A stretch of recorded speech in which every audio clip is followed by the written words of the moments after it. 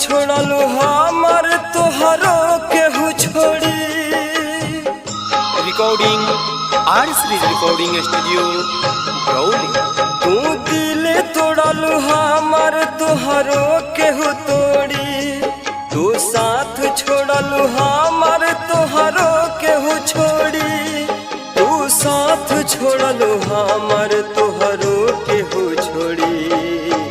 बेवफा बड़ू बेवफा, बेवफा तू बड़ू बेवफा। वो मुझे याद नहीं आई मास्टर, नजर आ गई। उसके आज के दीदार ने मेरे कल के जख्मों को हरा कर दिया।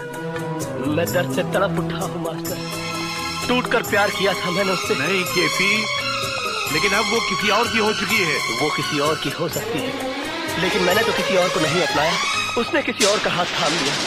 खुश न रहबू दोसरा के साथ में, कैल रहुआ हाथ धके हाथ में।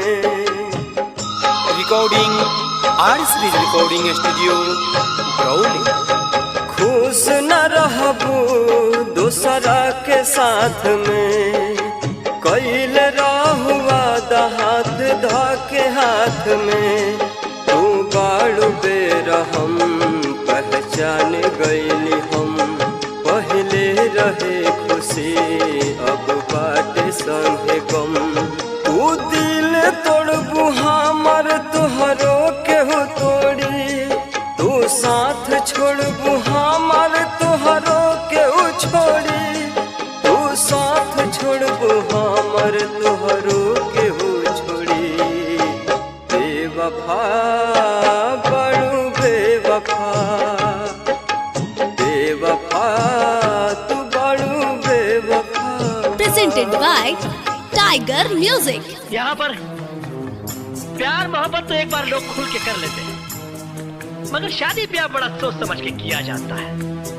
जात पात, ऊंच नीच, पीढ़ी सीढ़ी, खानदान पानदान, संस्कार कार। हम हर खुशी तो पे कुर्बान कैनी हो। जिंदगी के सुबह शाम तो हर नाम कैनी हो।